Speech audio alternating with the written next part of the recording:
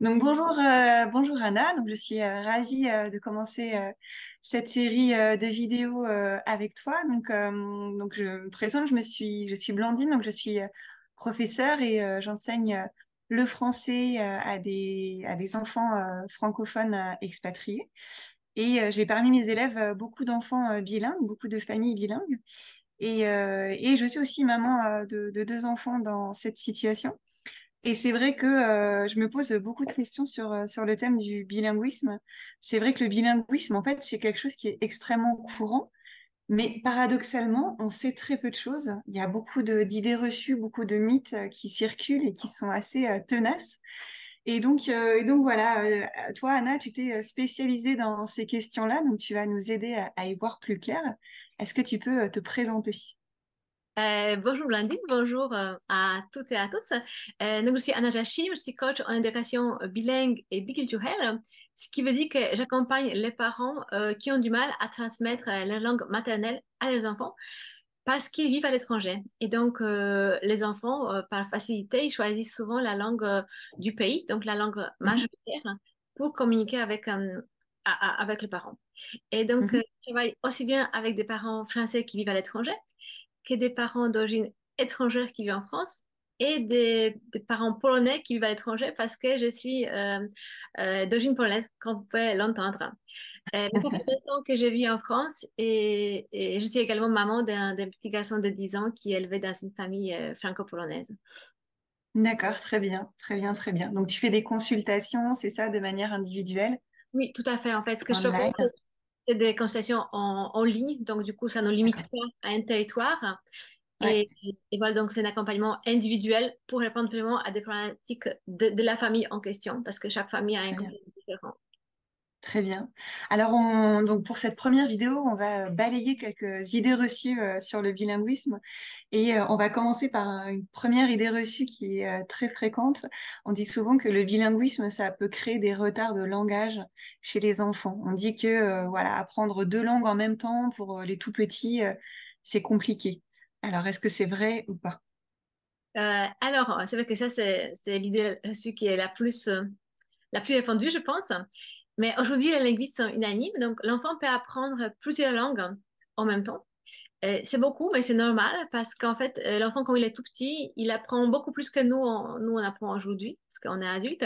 Et donc, à chaque moment, en fait, dans chaque seconde, dans la tête de l'enfant, il y a entre 700 et 1000 connexions qui se font. Donc, chaque événement, Mhm, chaque parole, chaque image crée mhm, des connexions entre les neurones. mhm, Et donc déjà, le bilinguisme ne provoque pas le retard. Parfois, on peut avoir l'impression qu'il y a des enfants qui parlent plus tôt, d'autres qui parlent plus tard. Ce qui est vrai, c'est pas mhm. juste une impression, Oui, c'est vrai.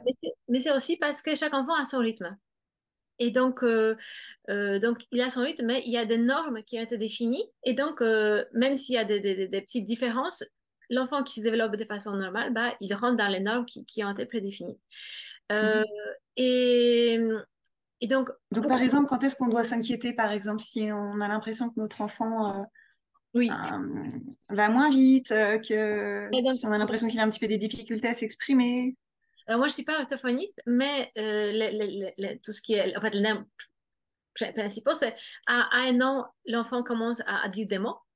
À Mhm, 2 ans, il fait des phrases courtes donc mhm, avec des mots. Et à 3 ans, il mhm, ajoute un verbe. Donc, il y a des phrases qui sont mhm, un tout petit peu plus complexes. mhm, Et ce mhm. qui est intéressant, c'est de savoir d'où vient cette impression. Pourquoi, en fait, on se dit, bah, il y Oui, a des enfants qui parlent plus tôt, et mon enfant, il est bilingue, il parle pas encore, voilà. oui. Et donc, Mhm. plus souvent, ce qui se passe, c'est qu'on compare nos enfants à des enfants monolingues qui sont élevés dans ces langues. Donc, Oui, voilà. c'est vrai, c'est vrai, c'est vrai. Mhm, Et donc, prenons un exemple, un enfant français, élevé en France, dans une famille française, euh, il, pendant, je sais pas, dans un laps de temps, il apprend 100 mots. Et mhm, l'enfant qui est élevé dans une famille franco-espagnole, par exemple, mhm. pendant le même moment, en fait, pendant la même période, il apprend 50 mots en espagnol Oui. et 50 mots au français, à Mhm. condition qu'il soit exposé de manière équilibrée à ces deux langues. Donc, Ouais. l'enfant qui connaît 100 mots, il peut dire plus de choses que l'enfant qui connaît 50 mots dans une langue et Ouais. 50 mots dans une autre. Mais ça ne veut pas Ouais. dire. Donc c'est pour ça qu'on a l'impression on a l'impression d'un petit retard, alors qu'en fait, Oui. mhm. Et, et donc, après, il y a aussi des parents qui disent, alors, mon enfant, il parle plus en français qu'en espagnol, on vit en France, est-ce qu'il y a un retard? en espagnol. Mm. Alors, le retard, non, c'est pas un retard de langage, mais est-ce que l'enfant il a le même contact avec les deux langues? Parce qu'en fait, pour que Mm. l'enfant puisse parler dans une langue, il faut qu'il y ait Ouais. des conditions. Donc, il y a le contact, donc l'exposition à la Mm. langue. Et la deuxième chose, c'est les besoins. Donc, s'il Mm. a un contact avec l'espagnol, même si c'est 50%, si les Mm. mamans et les papas comprennent le français, bah, l'enfant, il n'a pas de besoin. Ouais. Il n'a Voilà. pas de besoin de s'exprimer en espagnol. Mm. Et il y a encore une autre chose qui est importante aussi, c'est la personnalité de l'enfant. Oui, Oui. c'est-à-dire? Par rapport à la langue, en fait, on distingue deux sortes de personnalités de l'enfant. Donc, il y a des enfants qui sont extravertis et introvertis. Bon, c'est pas uniquement par rapport Mhm. à la langue, mais c'est ça qu'on prend en Oui, compte. c'est n'importe quel enfant, monolingue ou bilingue. Et donc, Mhm. les enfants qui sont introvertis, euh, ils commencent en général à parler un peu plus tard, hein, parce que pour eux, ce Mm. qui compte, c'est la forme. Donc, en fait, ils sont plus Ouais, perfectionnistes et ils sont plus oui, analytiques. Et en fait, avant de ouais, commencer à parler, ils ont besoin d'être sûrs qu'ils vont bien s'exprimer, qu'ils vont bien respecter les règles. ouais, Voilà, donc d'abord, ils observent et ils commencent à ouais, parler. Ou pareil, ils commencent à faire d'autres choses aussi, par exemple dessiner ou, voilà, ou même ouais, dire des ouais, choses à un sujet comme ils sont sûrs de dire ce qu'il faut dire. ouais. Et là, les C'est enfants, marrant, j'ai l'impression que tu décris mon fils. voilà. Tu vois, J'ai un petit garçon très introverti. ouais, tu vois, donc ça Mais confirme. maintenant que tu parles de perfectionnisme, oui, oui, ok. Ah oui, ça, je comprends. Et chez les enfants extravertis, c'est différent en fait. Pour eux, ce qui compte, c'est de s'exprimer. Et donc, ils font plus attention à ce qu'ils veulent dire qu'à la forme. Mm. Donc, pour eux, voilà, le contenu est plus important. On parle, même si on fait des fautes, c'est pas grave. Ouais, Donc, ouais. on dirait que ces enfants-là, ils parlent plus tôt et ils parlent plus tôt aussi dans les deux langues. Parce qu'en fait, Mhm. ils n'ont pas ces freins dans la tête. Ah, je vais faire des fautes, je vais Mm. attendre pour être sûr. Voilà. Mm. Donc, pour résumer, euh, Mm. le bilinguisme ne provoque pas Oui, provoque pas de le retard. cerveau est fait pour ça, Tout à fait. Mais s'il y a un retard, en fait, il y a parfois des retards, mais ils sont dus à quelque chose d'autre. à autre chose. Oui. Oui, c'est vrai on entend des fois j'ai déjà entendu des histoires, par exemple, un enfant qui avait un retard, enfin, un retard supposé de langage, et en réalité, c'était une surdité, c'était un problème auditif. Oui. Mais en fait, ce qui Et se oui, le professeur, c'était un professeur de primaire qui avait conseillé d'abandonner d'abandonner la langue minoritaire, donc le français à la maison, alors qu'en fait, pas du tout, c'était juste une histoire oui. d'audition. Et ce qui est intéressant, c'est de voir pourquoi certains professionnels agissent comme ça, parce qu'en fait, ils connaissent pas. Mm. Donc, ils se Oui, disent, bah, ils ont le peur. Mm. linguistique, c'est quelque chose qu'on ne Ouais. connaît pas. Donc, s'il y a un problème, c'est certainement Mm. lié à ça. Et Mm. donc, on Mm. ne connaît pas, on a peur, donc on exclut et Oui, on sait que ça va aller mieux. Mais en fait, non. oui. Donc, Oui, oui, oui, c'est souvent une méconnaissance. Les professeurs ont peur quand on leur dit qu'on parle français à la maison. mm, C'est tout à vrai. fait. Oh là là, mon Dieu, mais vous parlez pas espagnol, et comment il va faire? Alors qu'en fait, non, non, non. Il faut continuer à parler dans sa langue à la maison. Très bien. Donc là, je te parlais par exemple d'un problème auditif. Est-ce que toi, est-ce que tu connais d'autres raisons qui peuvent expliquer un retard de langage, Mm, un petit décalage? oui, que ce soit chez des enfants bilingues Mm. ou pas bilingues. Oui, oui, oui. Donc, en fait, il y a des problèmes qui sont liés au développement de l'enfant, mais il y a aussi des problèmes comportementaux chez les parents. Donc, par Ah oui? exemple, il n'y a pas, et ça c'est assez fréquent, s'il n'y a pas assez Mm. d'interaction entre Mm. l'enfant et le parent, et Mm. c'est la faute du parent parce qu'en fait, c'est le parent qui est là pour inciter l'enfant à Mm. parler, Mm. bon, il va parler plus tard. Et donc, il y Oui, a, c'est un manque de stimulation, en fait, tout à fait, c'est le on va manque de dire. stimulation. Et donc, il y a Mm. une étude très intéressante que j'aime bien citer parce qu'elle est vraiment très, très parlante. Donc, c'est le cas des enfants dont les parents sont sourds et muets. Et donc, Mm. les enfants, ils ont appris à... Parce que les enfants ils étaient en bonne santé, en fait, ils n'avaient pas de problème d'audition. Et donc, Mm. ils ont appris, bien sûr, la langue de signes et ils regardaient la télé. Donc, ce qui veut dire que Mm. le seul contact avec la langue parlée, c'était grâce à la télé. Donc, ils regardaient pas mal de télé. Et donc, ils Mhm. ont appris à comprendre, mais ils Mhm. étaient incapables de parler la langue, même s'ils comprenaient. Mm. Pourquoi? Parce qu'en fait, la télé les incitait pas à parler. La télé, Et c'était... non, et non, il n'y a pas d'interaction, on est passif. Voilà, donc voilà, s'il n'y a pas d'interaction, pareil, avec aujourd'hui, il y a beaucoup de parents qui mettent les enfants très très jeunes, en fait, même les enfants qui ne parlent pas encore, donc les enfants avant 3 ans, normalement, Mm. pas recommander, devant les écrans. Et donc, ça coupe Mm. les interactions. Et Mhm. donc, ces enfants-là, ils peuvent avoir aussi de retard de langage. Et puis, apparemment, Mhm. la tétine aussi. La tétine Oui, peut, oui, peut oui. provoquer le retard parce que l'enfant, il a quelque chose dans la bouche. Et bien, si on a quelque Mhm. chose dans la bouche, ben, on ne va pas parler Ouais, parce que ça nous empêche. ouais, ouais. Ça, c'est des raisons, voilà, plus le comportement des parents. Et puis après, il y a, D'accord. je disais, les problèmes auditifs ou des handicaps intellectuels ou des problèmes Mhm. neurologiques. Donc, ce qui veut dire que D'accord. dès qu'il y a un doute, il vaut mieux Mhm. consulter. Parce que voilà, Mhm. c'est la santé de nos enfants qui est en jeu. Donc, même Mhm. s'il y a un doute, si on voit que c'est pas comme les autres enfants, aussi les étapes que j'ai indiquées Mhm. sont pas respectées dans le Mhm. développement, ben, il va Mhm. consulter et comme ça, on est sûr. Mhm. C'est jamais pour rien, en fait. Et comment on peut réagir si un professionnel nous conseille d'abandonner Ouais, la la langue minoritaire? ouais, ouais, ça, c'est un Comment problème. est-ce qu'on peut réagir? Qu'est-ce qu'on répond? Qu'est-ce qu'on... En fait, le mieux, c'est d'aller consulter un orthophoniste qui est spécialisé en... Mhm. Mhm. Il n'y en a pas beaucoup, mais il y en a de plus en plus. Mhm. Mhm. Donc voilà, il faut devoir Oui, quelqu'un qui sait, qui s'y qui connaît. connaît la... Parce qu'il y a vraiment très peu de cas où il faut abandonner la langue minoritaire. Il y a des cas, Mhm. mais c'est des cas vraiment... Et donc, Ouais, des en quatre... général, ou le plus souvent, Mhm. la langue Ouais, minoritaire n'est pas en cause. Donc, il y a d'autres ouais. problèmes. Mais Oui, puis quand on sait après la difficulté, quand quelques années plus tard, on ressent à nouveau le besoin de transmettre sa langue, on imagine bien la difficulté que ça peut impliquer de, voilà, mm, de revenir à cette langue-là qu'on nous a demandé d'abandonner quelques années avant. C'est vraiment très, très compliqué. Ouais. Très bien. ça pour dire que On- les spécialistes, ils ont quand même une grande responsabilité parce que, ouais. comme voilà, on a besoin de transmettre nos langues. Et donc, c'est toute la relation entre l'enfant et son parent qui peut être déséquilibrée à cause Mm, d'un conseil d'un mm, spécialiste. tout à fait.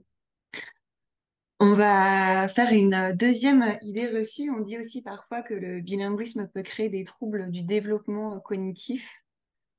Qu'est-ce que tu peux nous dire là-dessus?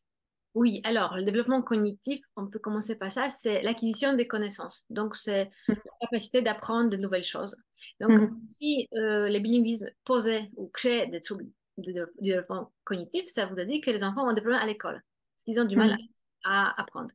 Et donc, mhm, non, les bilinguismes ne créent pas ces troubles. Et donc, je vais peut-être donner des exemples plus précis avec des études qui ont été menées et des observations mhm, pour prouver que les enfants bilingues ou des enfants qui sont élevés dans un milieu bilingue, ils se débrouillent très bien à l'école. mhm, Certaines conditions, je vais aussi parler de ces conditions.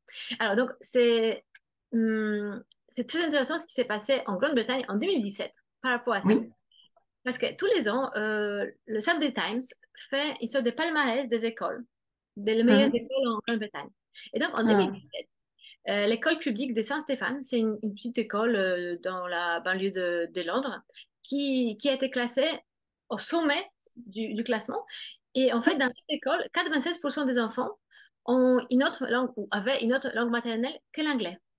Donc, mhm, c'est une grande surprise parce que, waouh, pour la première fois, une école où il y a beaucoup plus, il y a presque tout le monde est d'origine étrangère, les enfants ont eu un ouais, résultat. Et donc, pour comprendre ce qui s'est passé, les scientifiques de l'université d'Oxford ont décidé de mener une étude pour voir quel est l'impact de mhm, l'éducation bilingue sur mhm, la lecture. Parce que voilà, pas la lecture, hein, la lecture, c'est la voie pour apprendre. mhm, Ils ont interrogé 140 000 enfants dans toute la Grande-Bretagne, mhm, voir est-ce qu'il y a des corrélations entre le fait de parler plusieurs langues et mhm, la lecture. Et donc, parmi ces enfants, il y avait trois groupes d'enfants. Il y avait des enfants qui étaient monolingues, donc les enfants mhm, britanniques de souche, on peut dire. mhm, Il y avait des enfants qui avaient une autre langue maternelle que l'anglais, mais qui parlaient très bien mhm, anglais. Donc, c'était le deuxième groupe. Et il y avait un autre groupe où il y avait des enfants qui avaient une autre langue maternelle que l'anglais et qui apprenaient l'anglais. Donc, ils ne mhm, maîtrisaient pas encore très bien l'anglais, mais ils avaient quand même des bases. mhm, Et donc, en lecture, ce qui s'est passé, c'est que les résultats indiquent que les enfants qui étaient bilingues, donc il y avait des langues à un niveau élevé, 90% de ces enfants mhm, maîtrisaient la lecture. ouais, mhm, Les Britanniques de souche, donc les enfants monolingues, il y avait 76%. Donc, c'est mhm, trois quarts. Voilà. mhm, Et les enfants qui avaient une autre langue maternelle que l'anglais, et qui apprenaient l'anglais. Donc, ils étaient en cours de devenir bilingues. Mhm. Ils avaient des meilleurs résultats que les Britanniques de souche, mais un peu Mhm. moins bien, moins bons que les enfants complètement bilingues.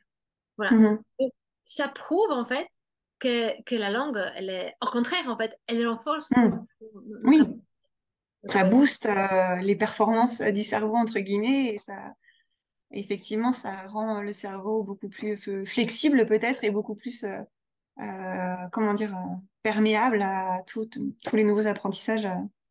Et après, il y avait encore un deuxième cas dont je voulais te parler. C'était plus récent, donc en 2020.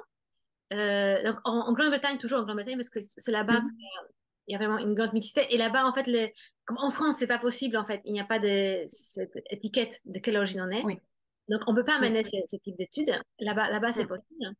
Donc, en Grande-Bretagne, les enfants qui ont 14 ans passent un examen qui s'appelle Donald Certificate of Secondary Mhm. Education. Et donc, là, pour la première fois, en 2020, les enfants d'origine étrangère Mhm. ont obtenu des meilleurs résultats, en moyenne, Mhm. que les Britanniques de souche, en anglais. Donc, en plus, en Mhm. anglais, donc c'est vraiment la langue, c'est pas juste la Mhm. lecture, mais c'est la langue. Mhm. Et donc, Mhm. juste pourquoi ce phénomène, en fait, Mhm. pourquoi, par exemple, par rapport à la lecture, Mhm. si on a des langues, on apprend plus vite. En fait, c'est pas vraiment ça, c'est juste il y a un phénomène de transfert, hein. C'est-à-dire, si Mhm. on applique quelque chose dans une langue, par exemple la lecture, Mhm. on va apprendre très vite dans une autre langue parce qu'avec ce Mhm. transfert, on transfère nos connaissances, Oui. nos capacités. Mhm. Il y a un petit temps Mhm. d'adaptation, mais on va les faire plus vite. Pareil, si j'ai Mhm. appris les maths en polonais, bah, je peux faire les maths en français ou en anglais. Mhm. Si j'ai Oui. si j'ai des informations en sciences dans une langue, Mhm. à condition que j'ai aussi le vocabulaire qu'il me faut, je suis capable de Mhm. raconter ça dans une autre langue parce que dans ma tête, les informations, je les ai. Mhm. Et juste pour finir par rapport à ça, par contre, il y a quand même, il est possible qu'il y ait aussi des difficultés chez les enfants bilingues, mais s'il y a des difficultés d'apprentissage, c'est parce que soit l'enfant n'est pas suffisamment stimulé, ou il est trop Mhm. stimulé, Mhm. soit son intelligence n'a pas été suffisamment développée, parce que Mhm. se développe, ou sinon il y a peut-être des difficultés émotionnelles aussi que l'enfant a du mal à Mhm. faire, et du coup, voilà, il peut pas se concentrer sur l'apprentissage. Et Mhm. juste, vraiment pour finir la question, parce que je trouve ça très intéressant, en fait, je voulais citer Marie-Rose Moreau, donc c'est une pédopsychiatre et professeure franco-espagnole qui travaille Mhm. avec des enfants des migrants. Et donc, avec son Mhm. équipe, ils ont essayé de définir quelles sont les conditions pour que l'enfant élevé dans un environnement bilingue réussisse bien à l'école. Et donc, il y a Mhm. des conditions, en fait, c'est soit l'une, soit l'autre. Donc, soit il y a une très bonne connaissance de la langue familiale par l'enfant. Donc, du coup, Mhm. on connaît les deux langues. C'est ce qui était, voilà, c'est les cas chez les... Oui. Oui. Ou sinon, même si l'enfant ne connaît pas très bien la langue de la famille, il y a une sorte de fierté de sa culture Ouais. maternelle. Donc, ça fait que notre estime de soi ou l'estime de soi de l'enfant est renforcée et du coup, grâce à ça, il est aussi bien. Ouais. Ouais. Voilà. Oui, c'est marrant parce que ce que tu dis, ça fait beaucoup écho à. J'ai beaucoup enseigné en France, hein, dans des écoles de REP, ce qu'on appelle des réseaux d'éducation prioritaire avec des enfants d'origine étrangère. Et ce que tu dis, donc j'avais beaucoup d'enfants bilingues en fait, mais pas tous au même niveau. Il y avait des enfants qui étaient vraiment parfaitement bilingues et qui maîtrisaient parfaitement la langue de leurs parents et Mhm. aussi le français. Et alors eux, ils avaient des résultats assez incroyables. Et puis, il y avait des enfants d'origine étrangère, mais qui maîtrisaient pas très bien la langue de leurs parents, et souvent, ils la dévalorisaient aussi. Ils avaient Mhm. même un petit peu, voilà, c'était pas forcément une culture et une langue qui étaient très valorisées pour eux, et donc, Mhm. eux, c'était plus difficile pour eux. Ouais, Mais c'est vrai que ce que tu dis là, les trois échantillons d'élèves, j'ai eu ça dans mes classes pendant des années. Ouais. ouais. Et c'était vraiment impressionnant. Par exemple, j'ai eu un exemple, un enfant c'était le meilleur de la classe, il était très brillant. Et en fait, il était en France que depuis, je sais pas, 3 ans. Donc, D'accord. il avait passé les 6 premières années de sa vie dans un pays étranger, Mhm. au Maghreb. Et voilà, il était vraiment, vraiment, vraiment bilingue. Et voilà, il était très, très performant. Pourquoi, Même voilà. plus que des enfants qui n'avaient pas d'origine étrangère, par exemple. Mm. Pourquoi c'est important de valoriser nos langues, quelle que soit la langue. Oui, Voilà, il n'y a Mm. pas de langues moins bien et d'autres qui sont Tout meilleures. à fait, tout à fait. Ça, on en reparlera une prochaine fois. Oui, tout à fait. On va terminer sur un troisième mythe, celui du bilinguisme parfait. Euh, Souvent, dans la tête de beaucoup de gens, être bilingue, c'est maîtriser parfaitement deux langues, passer comme ça de l'une à l'autre très facilement, ne pas avoir d'accent. Mhm. Est-ce que c'est vrai? Est-ce que ça existe, ce bilinguisme parfait? Est-ce qu'on peut être bilingue de manière imparfaite? Oui, oui. Alors, peut-être on va commencer par la définition du bilinguisme aujourd'hui tel Oui.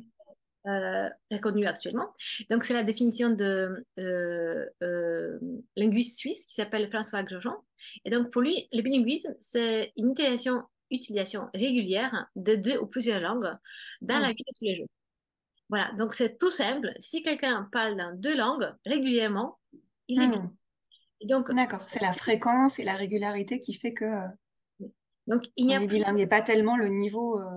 Non. Par contre, avant, on les mettait. Parce qu'avant, en fait, on mettait l'accent sur l'aisance linguistique, donc une très bonne maîtrise. Hmm. En fait. Encore mieux si on a appris les deux langues de la naissance, parce que comme ça, on n'a pas d'accent. Hmm. Oui. Hmm. Donc ça, c'était avant. Et donc avant, voilà, le bilingue, il n'y avait pas beaucoup. Parce que Hmm. c'est rare d'avoir le bilinguisme Hmm. très équilibré et sans accent. Hmm. Par contre, aujourd'hui, donc la définition est beaucoup plus souple. Et donc, pourquoi en fait, en général, nos deux langues ne sont pas développées au même niveau? Parce qu'il y a Hmm. quelque chose qui s'appelle le principe de complémentarité. Et donc, Hmm. selon ce principe, nos langues se développent en fonction du contexte dans lequel on les utilise. On Donc, l'utilise. par Hmm. exemple, pour la plupart des enfants, il y a la langue minoritaire à la maison et la langue majoritaire à l'école. Ce qui veut dire Hmm. qu'ils vont être beaucoup plus à l'aise à parler des choses qui sont liées à l'école dans la langue majoritaire, hein. Mais Hmm. ils sont peut-être plus à l'aise pour exprimer leurs émotions dans la langue Hmm. minoritaire parce qu'avec les parents ou avec les mamans, Ouais, ils parlent dans cette langue. Ou, ils ont l'habitude. contrairement, par exemple, je peux travailler dans une entreprise qui travaille avec mon pays d'origine, donc peut-être c'est pour ça que j'ai été embauchée, et du coup, au travail, je parle dans ma langue minoritaire, et à la Hmm. maison, je parle dans la langue du pays où j'habite parce que je suis mariée Hmm. avec quelqu'un d'ici. Donc, tout dépend du contact avec la langue et donc Hmm. eh bien, du temps qu'on passe en contact avec cette langue, que du niveau de la langue, en fait, du niveau Hmm. hum, de la langue avec laquelle je suis en contact. C'est-à-dire, est-ce que le vocabulaire est riche? Est-ce que moi je Hmm. m'exprime bien? Est-ce que les gens avec qui je Hmm. parle bien? Nous comprennent. Hmm. Voilà. Et donc, c'est comme ça qu'on forge notre identité linguistique. Donc, Hmm. on dit qu'une personne bilingue, ce n'est pas la somme de deux personnes monolingues. Non, en fait, chaque langue, chez nous, elle a une mission où, voilà, elle nous sert à quelque chose, elle a une Hmm. de nous en fonction Hmm. de nos besoins. Et donc, Hmm. pour répondre très précisément à ta question, donc, un bilinguisme parfait, oui, ça existe, mais c'est rare parce que c'est Ouais. difficile de passer le même temps dans les deux langues et dans Oui. les mêmes thèmes aussi. En fait, il faut Hmm. vraiment faire attention Oui. à ce que ce Hmm. soit équilibré presque tous les jours pour qu'on ait Hmm. les mêmes vocabulaires Ouais. dans les deux langues. Donc voilà, les langues, ça sert à communiquer. Il n'y a pas de compétition entre nos Hmm. Hmm. on les utilise parce qu'on a besoin et Hmm. pas parce qu'on a besoin d'être au top de chacune Hmm. d'entre elles. Et et il y a quelque chose en fait qui va dans l'autre sens et qui est, je pense que toi aussi, tu as dû rencontrer des situations comme ça, où il y a des parents qui disent, par exemple, bon, mon enfant, il est quadrilingue. Ah oui, oui, parce que donc à la maison, on parle dans une langue, Oui. à l'école, il y a la langue majoritaire, après, il apprend l'anglais à l'école, donc il y a 2 heures d'anglais par semaine, et puis il connaît Ouais. aussi des chansons en espagnol, donc en fait, il parle quatre Ouais. langues. Et ben, non, Hmm. non. Voilà, parce qu'il Ah, n'y a pourquoi alors? Il n'y a pas de critère d'usage de toutes les langues au quotidien. Et donc, en général, même si on apprend l'anglais à l'école, on ne parle pas. En fait, voilà, si on est dans un groupe de 10 ou 15, on ne peut pas dire Oui. qu'on est bilingue parce qu'on a des cours d'anglais par semaine. Et on peut dire qu'on Oui. est bilingue parce qu'on connaît quelques chansons en espagnol. Donc voilà, il faut Mhm. voir comment ça marche dans les deux sens. Voilà. On est Ouais. bilingue si on est à l'aise, on est Ouais. capable de communiquer dans des langues. Hmm. On n'est pas quoi des langues parce qu'on a Hmm. un contact Hmm. avec les personnes. De même, une personne qui dit mais si mais moi, mon enfant, il est bilingue, il comprend parfaitement ce que je lui dis en français. Mais si cet enfant ne s'exprime pas ou très peu en français, est-ce qu'on peut parler de bilinguisme? C'est compliqué. Il y en a qui disent que oui, il y en a d'autres qui disent que non. Donc, c'est le bilinguisme réceptif. Donc, l'enfant est Hmm. capable de comprendre, mais il ne sait pas encore s'exprimer. Ouais. C'est une sorte de bilinguisme, mais voilà, Qui est c'est pas complet. pas encore complet. Ça peut le devenir, hein, parce qu'on peut Hmm. activer les bilinguismes. Hmm. Je pense qu'on va en parler aussi une autre fois. Hmm. Mais comme voilà, selon la définition, c'est l'utilisation régulière. L'enfant Hmm. utilise cette langue de façon réceptive, mais il l'utilise Oui, pas vraiment pour... c'est- oui. Quand tu dis utilisation, c'est ce qui nous arrive, ce qu'on Voilà, comprend, ce qu'on lit et aussi ce qu'on est capable d'exprimer. voilà. Donc, il y a C'est pas actif, seulement écouter ou... Hmm. tout à fait. Très bien, très clair. Très bien, très bien. Bah, je crois qu'on a voilà, passé en revue quelques idées reçues et je pense que on se retrouvera pour une prochaine vidéo puisqu'on a encore quelques mythes à déconstruire ensemble. Il y en a beaucoup, hein, il y en a beaucoup, hein. Faut en parler. Il y en a beaucoup. Ah, D'ailleurs, merci. n'hésitez pas, ceux qui nous regardent, à poser vos questions, à poser vos doutes et à nous écrire. On pourra en parler à une prochaine vidéo. Voilà, s'il y a des questions que vous avez ou des questions que vous voudriez qu'on aborde dans nos discussions, bah, avec plaisir. Mm. On est toujours en recherche d'inspiration. Très bien. Donc, merci pour cette première discussion. Oui, mais c'est moi qui te remercie. C'était très intéressant. Et à bientôt alors pour un Eh ben oui, on se dit à bientôt. Très bien.